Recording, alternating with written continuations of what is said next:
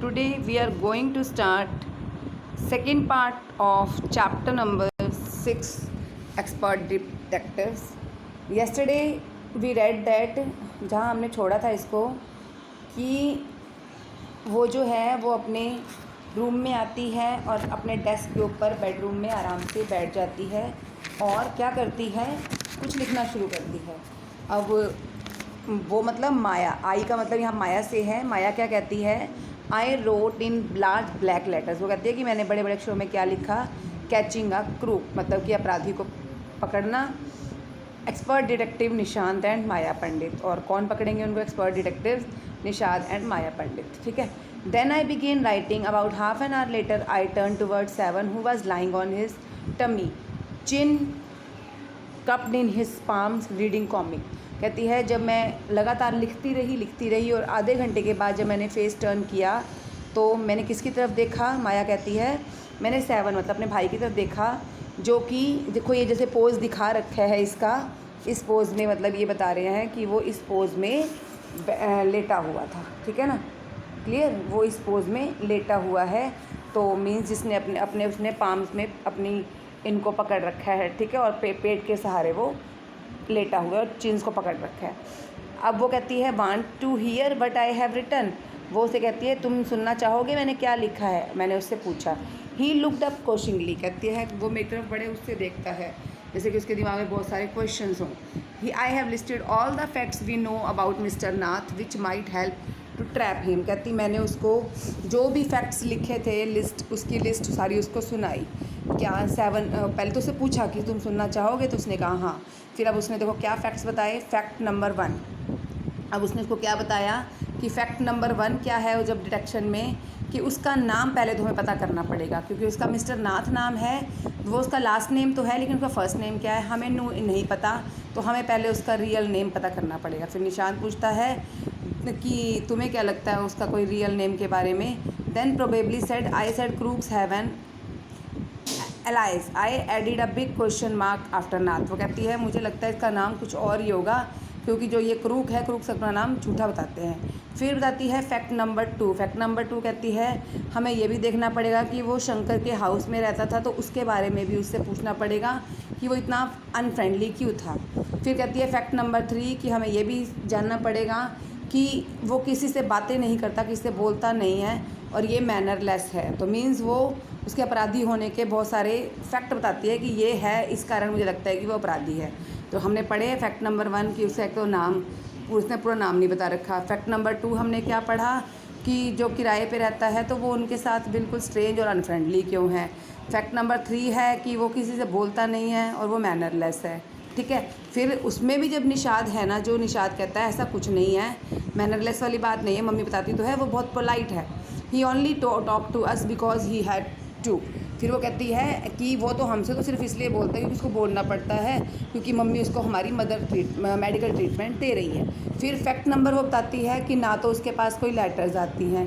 फिर fact number 5 वो कहती है कि वो रूम में ही रहता है और वैसे भी उसके घर में वो 1 साल से ज़्यादा हो गए हैं वह रह रहा है।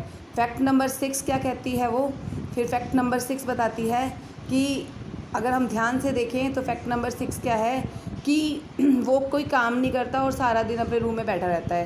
फैक्ट नंबर 7 क्या है, शंकर के हाउस में वो रहता है और जो आसपास वहाँ रहने वाले बच्चे हैं वो उससे बहुत डरते हैं, ठीक है। तो इस तरह से। और फैक्ट नंबर 8 क्या बताते हैं, ही हैज़ नो विजिटर्स, उसके पास कोई मिलने नहीं आता, सिर्फ एक ही पर्सन उसको मिलने आता है, वो भी संडेज़ को उसको मिलने आता है। और फैक्ट नंबर 9 है कि वो जो है रेस्टोरेंट के वहीं नीचे से ही खाना ले लेता है।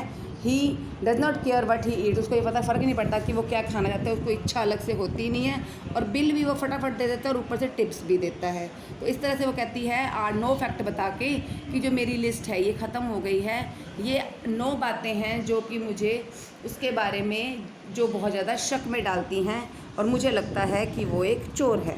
आप हैव आई फॉरगेटन एनीथिंग 7। फिर वो 7 से पूछती है कि तुम्हें लगता है कि मैं कुछ भूल गई हूँ। Nishad had obviously not been paying too much, Nishad तो उसके फैक्ट्स को ध्यान से सुन ही नहीं रहा था जो भी वो कह रही थी। फिर वो ऑल ही कुड से, लेकिन वो उल्टा क्या कहता है, बेचारा poor man, he must be so lonely, बेचारा कितना अकेला है, उसके कोई फ्रेंड्स नहीं है। फिर वो कहती है इडियट, किसी क्रूक के फ्रेंड कैसे हो सकते हैं, वो उसको ये बोलती है कि किसी क्रूक के फ्रेंड कैसे हो सकते हैं। ठीक है, फिर ए ब्रिलियंट थॉट अक्कर कहती है, अचानक ही मेरे माइंड में एक ब्रिलियंट थॉट आती है, that man must be mister Nath accomplice in crime, कि मुझे लगता है जो उसके घर संडे के संडे आता है वो हो सकता है वो उसका एकम्प्लाइज हो। एकम्प्लाइज का मतलब क्या होता है? एकम्प्लाइज का मतलब है उसके अपराध में भागीदार होगा। ठीक है, देखो लिखा हुआ है क्राइम का उसका पार्टनर। ठीक है, कि उसके अपराध का पार्टनर होगा। वो जो भी लूटते होंगे वो संडे के संडे आकर फिर वो उसको शेयरिंग करते होंगे और उस तरह से वो उसका पार्टनर होगा।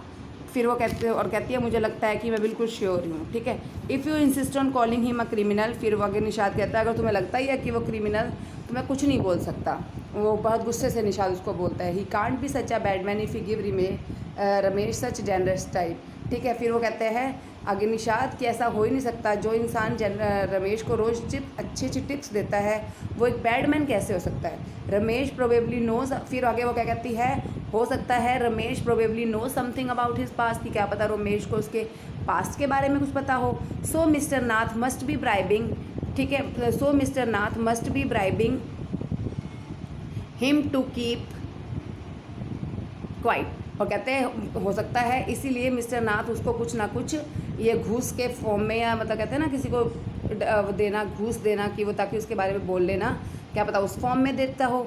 ठीक है, निशाद ग्लेयर्ड एट, निशाद को और गुस्सा आता है, वो अपनी सिस्टर को बहुत ही गुस्से से अपनी बाजुओं को टाइट अपने चेस्ट के ऊपर रख के, जैसे हम करते हैं ना, तो वैसे ही वो उसको गुस्से से बोलता है, I was beginning to get up fed with him, कहती है ठीक है, कि मतलब कहती मुझे ऐसा लगा जैसे कि वो मेरी बातों से बिल्कुल ऊब चुका है, और कहती मैं भी उसकी बातों से पूरी तरह से ऊब चुकी थी। How can we make any progress with our investigation if you take that attitude 7। फिर आगे कहती है अपने भाई से कि अगर तुम इस तरह का एटीट्यूड रखोगे तो हम इस केस को कैसे सॉल्व करेंगे। I will cooperate only if you give up this idea about him being an escape proof, कहती है अगर तुम उसके ग्रुप को पकड़ने के बारे में पता लगाने में अगर कोई कोऑपरेट ही नहीं करोगे, ठीक है, तो हमारा कैसे चलेगा। फिर आगे 7 कहता है कि अगर मैं तुम्हें कोऑपरेट करता हूँ, ठीक है, तो तुम उससे मुझे गुस्सा भी आता है। आई ऑलमोस्ट हिट हिम, कहती मुझे भी गुस्सा आया। I make you angry you stupid, कहती मैंने तुम्हें गुस्सा दिलवाया है। यू मेक मी मैड, तुम मुझे पागल बना रहे हो। What is the point of all these inquiries if he is not a crook, कहती अगर हम उसको फाइंड आउट ही नहीं करेंगे वो क्रूक है या नहीं तो ऐसे कैसे चलेगा। If you think he is a nobody what is the idea of bothering about him please tell मी।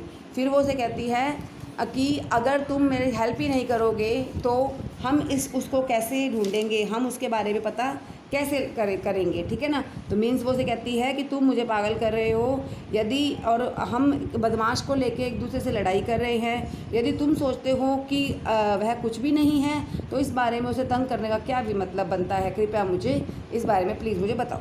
ठीक है, फिर निशाद ने बहुत सोचा, ठीक है, और फिर मैं केवल यह जानना चाहता था कि वह इतना ज़्यादा दुर्बल क्यों है। दुर्बल इन द सेंस मतलब क्या है, समझ गए ना, थिन, कि वो तो इतना पतला क्यों है, ठीक है, कि उसका कोई मित्र क्यों नहीं है, मतलब फ्रेंड क्यों नहीं है, और वह अकेला क्यों रहता है। कहता है मेरे को तो सिर्फ इन क्वेश्चनों का जवाब देखना है, मुझे उसके क्रूक वगैरह लेने से क्रूक नहीं है, मुझे पता है और इस बात से मुझे फ़र्क नहीं पड़ता। ठीक है, फिर वो कहती है try to understand 7, I told him if he lived in Shankar house for a year and has not made a single friend there is something wrong, कि फिर वो कहती है समझने की कोशिश करो, वो 1 साल से ज़्यादा से वो यहाँ रह रहा है फिर भी उसका कोई फ्रेंड नहीं बना, तो इसका मतलब कुछ ना कुछ तो गलत है।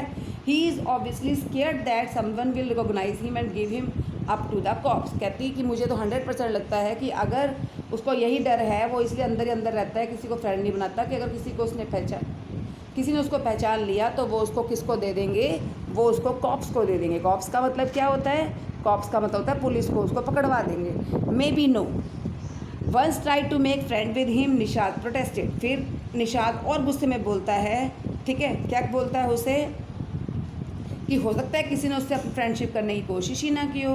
Why should any one bother, ठीक है, फिर वो बोलती है किसी को क्यों तकलीफ़ होनी चाहिए। You have seen what honesty bear he, कहती तुमने भी तो देखा है वो कितना खतरनाक इंसान है, इसलिए कोई उससे फ्रेंडशिप नहीं करता। आगे माया ये बोलती है I don't care said Nishad stubbornly, मतलब स्टबन होता है, स्टबन का मतलब होता है ढीठ, जैसे हम कहते हैं ना कोई बच्चा ढीठ होता है तो या कोई बंदा ढीठ होता है, तो उस तरह स्टबन भी उसकी बात को सुनता ही नहीं है और मतलब बिल्कुल जिद जिसको कहते हैं दिखाते हुए कहता है कि मुझे इन बातों से फ़र्क नहीं पड़ता, लेकिन मैं तो जा रहा हूँ और मैं उससे क्या करूँगा, फ्रेंडशिप करूँगा। फिर वो क्या बोलती है, you are crazy friend with a crook. हाँ, मतलब उसका मजाक उड़ाती है कि एक अपराधी से दोस्ती करोगे, क्रेज़ी हो तुम तो। Cops will take you to jail with him, तुम्हें भी कॉप्स जो हैं, सिपाही जो है, अपने साथ जेल में बंद कर देंगे। Do you want that to happen you idiot, तुम भी अपने साथ यही चीज़ चाहते हो, उसको इडियट भी बोलती है। Nishad merely glared at me, ठीक है, निशाद ने कहता है जो निशाद जो है कहती है मेरी तरफ मुश्किल से देखता है and quietly walk out the room, कहती है मतलब मेरी तरफ देखता ही नहीं एक किस्म से, और वो क्या करता है, रूम से बाहर चला जाता है, ठीक है। उसके बाद वो रूम से बाहर चला जाता है। My theory seem to have made no impression, और कहती जो मैंने इतनी सारे फैक्ट्स बताए, इतनी सारी बातें उससे की, उसका उसके ऊपर कोई असर ही दिखाई नहीं दे रहा था। तो मीन्स इस चैप्टर को अगर आपने पढ़ा हो तो आपको ये चीज़ समझ आ गई हो कि दोनों जो पर्सनस हैं वो दोनों जो भाई बहन हैं वो एक पर्सन है जिसको माया जो उसकी बहन है वो तो चोर समझती है, अपराधी समझती है, लेकिन वो कहता है कि वो एक इनोसेंट पर्सन है, और उसी को लेके उनका दोनों के आपस में क्या चल रहे हैं, आर्ग्यूमेंट्स चल रहे हैं। और in this way this chapter is